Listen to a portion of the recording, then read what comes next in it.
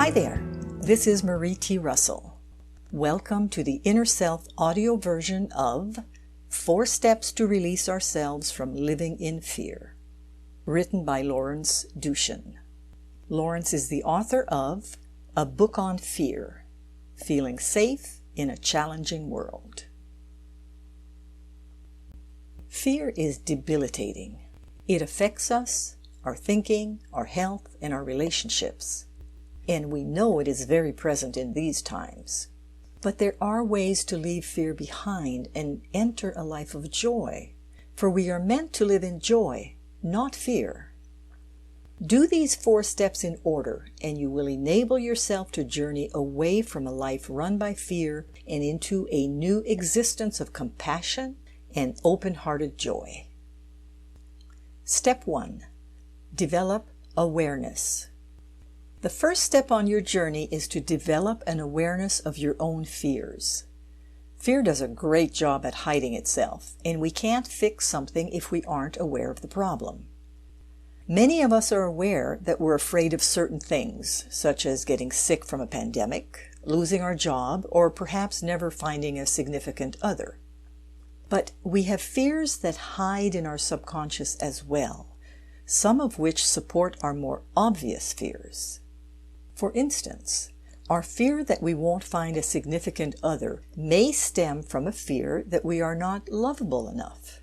Many who have been sexually abused have a fear of not being in control, as that is what helps them feel safe. As we age, we have a large fear around what will happen to us when we get older and when we die. We become aware of our hidden fears by watching our emotions and reactions. Carl Jung, the father of analytical psychology, said that projection is a common phenomenon. We are rarely angry for the reasons we think. It is usually our fear or guilt being projected out. Similarly, blame is a projection of guilt, and judgment is a projection of our self-judgment, which is a type of fear. We can't live fear-free and have healthy and authentic relationships as long as these false messages run within us. When we start to witness our reactions and judgments, we can begin to pull these projections back in and apply self-forgiveness and a higher perspective as to how these beliefs were created through conditioning, both individual, parents, caretakers, bosses, etc., and societal, marketing messages that constantly tell us we're not good enough unless we have this product or service. Step 2. Be in the now and in our body. Spiritual masters from all religions and traditions have told us that only the present moment exists, and science has confirmed the relativity of time. This is important because fear lives only in the past and in the future. Begin to witness your thoughts and how they are constantly in the past or in the future. This is referred to as mindfulness. You may be thinking, why did I say that to my boss yesterday? Or how am I going to pay that bill next week? The future is an especially bad breeding ground for fear. We tend to come up with all of these imagined negative scenarios that rarely happen. Additionally, being in the now places us in our body. Our fears and beliefs are stored in our cells, and to release these beliefs, we have to find a better balance between our thoughts, which is where most people are, and our body and feelings. Potential practices to place us in the body and the now are meditation, being in nature, dance, counseling, voicing our fears, journaling, drumming, creative endeavors such as painting or cooking, anything that works for us individually. Step 3. Want it, allow it, trust it. Many people will say they want to be free of fear for good, but in truth, they are not willing to take the steps needed to do just that. They are comfortable in their lives. satisfied with their reputations, and content to maintain their dysfunctional relationships. They have settled for far less than the joy and peace that is available to them, and they live in a prison cell of their own making. The universe is pushing us to grow, but unfortunately, many resist. You can see from the huge number of people with addictions, drugs and alcohol, wealth and power, food, porn, technology and the internet, and more. We can continue down this downward cycle, or we can see what is happening from a higher perspective, understanding there is a purpose behind the clearing of what is false within us. A spiritual practice or belief is extremely helpful, whether that is a belief in God or some type of higher power or creator, or simply a belief that we exist in an organized, intelligent, and loving, non-punishing universe. We are not this narrow ego lens through which we see the world. As we trust and allow ourselves to flow with life instead of resisting it, we will see improvement in all of our relationships, from personal to business to our communities.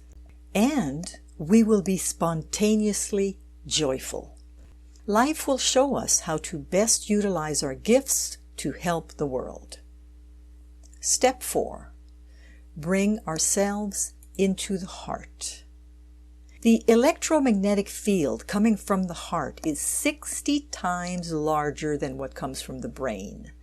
The heart is literally the seat of our consciousness. Jesus said, "Where your treasure is, there your heart will be also." When we move into the heart, we literally see things very differently, and we are centered both in the present moment and in our body. Gratitude, compassion, and forgiveness are practices that enable us to move into the heart. But many don't use these spiritual muscles, so we have to practice them.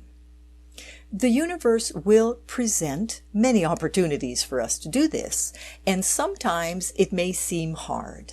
Our ego may be saying that someone doesn't deserve forgiveness or compassion, but when we do these practices, the doors of heaven will literally open for us, and we can feel this. Here is a simple exercise to feel this. Think of something you are fearful about, and hold this feeling. You will feel the contracting energy. Now, think of something for which you are grateful, and you can feel an opening, a rising energy in your body. Compassion opens the eyes and heart. Compassion recognizes we are one humanity. How can we judge another when we don't have a large enough perspective to know their life experience? If we had their experience, maybe we would be conducting our life exactly as they are. Compassion doesn't condone the action, but simply allows us to understand how and why that person may have arrived at that choice. Again, non-compassion and non-forgiveness of others reflects how we feel about ourselves. You've just listened to 4 Steps to Release Ourselves from Living in Fear, written by Lawrence Doochin, author of A Book on Fear. It was read by Marie T. Russell, publisher of InnerSelf.com. We hope that you have enjoyed this article. For over 30 years, we at InnerSelf have sought to encourage new attitudes and new possibilities. For more inspiration, visit us at InnerSelf.com.